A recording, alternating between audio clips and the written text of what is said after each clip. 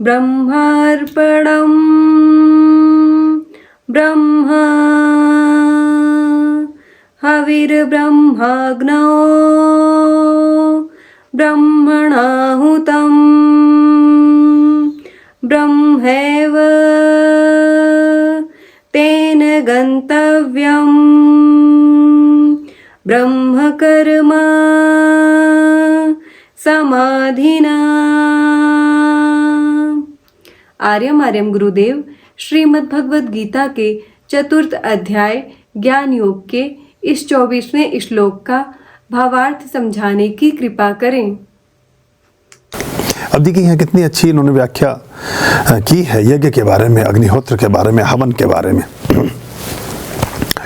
बहुत सारे लोग जब हम चूँकि हवन को प्रधानता देते हैं, प्रमुखता देते हैं, प्राधान्य देते हैं, तो उसके बारे में बहुत से लोगों की चर्चाएं होती हैं, बहुत से लोगों के जिक्र आते हैं, तो वो पूछते हैं। तो ये उनका बड़ा स्पष्ट उत्तर इस मंत्र के माध्यम से, चौथे अध्याय के 24वें श्लोक के माध्यम से भगवान श्री ने दिया है। वो कहते हैं अर्पण, अर्थात जो आप अग्नि में अर्पित कर रहे हैं, अर्थात जिसके आप आहुति दे रहे हैं, वह शुक्र और सुरवा आदि साधन, यानी जितने भी उसमें सामग्री हैं, जितने भी पदार्थ हैं, जितने भोज्य पदार्थ हैं, जितने अन्न पदार्थ हैं, जितने मिष्ठान्न, मेवे और जिस भी तरह के हविष्य आपने अर्पित किए हैं, वे सारे साधन यहाँ के ब्रह्म अपना ब्रह्म हविर ब्रह्माग्न ब्रह्मणाहुतम। तो कहते हैं कि ये सब साधन ब्रह्म हैं, इनमें परमात्मिक ऊर्जा का वास हो जाता है। और फिर कहते हैं हवि, यानी कि जिसकी आहुति दी जाती है, जिसको हविष्य बोलते हैं, वह घृत है, उसमें गाय का घी आता है, समिधा आती है, चंदन पाउडर, बहुत सारी 200 प्रकार की औषधीय वस्तुएं हैं। वे सारे द्रव्य, वो सब पदार्थ भी ब्रह्म हैं, वो भी परमात्मा को ही रिप्रेजेंट करते हैं। इसलिए परमात्मा का परमात्मा में सम्मिलन होता है। और फिर कहते हैं कि ब्रह्म रूप अग्नि में और ब्रह्म रूप हवन करता। अब देखिए बड़ी उत्तम बात इन्होंने कह दी। अब ये कहते हैं करने वाले भी ब्रह्मा है, करने वाले भी ब्रह्म अंश है। जिस तरह के सिनेरियो में, जिस तरह की चीज़ों को आप कर रहे होते हैं, वैसे ही हो जाते हैं।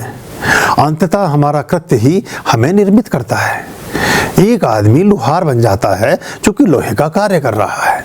एक आदमी आर्किटेक्ट बन जाता है क्योंकि आर्किटेक्चरिंग उसका एक अपना सब्जेक्ट है। एक व्यक्ति एडवोकेट हो जाता है क्योंकि विधिवेत्ता है। तो कहते हैं कि कर्म ही अंततः व्यक्ति को निर्मित करता है।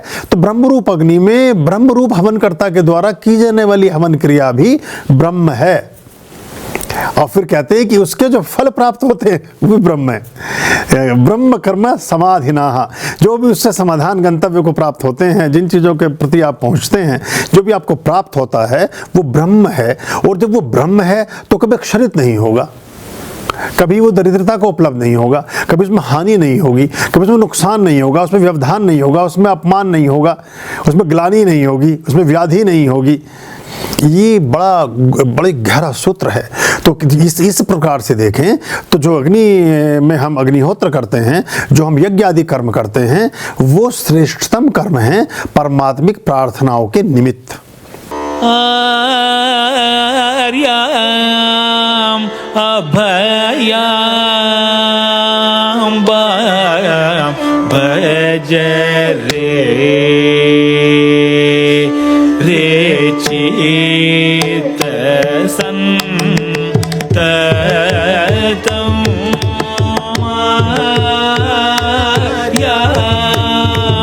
अभयाम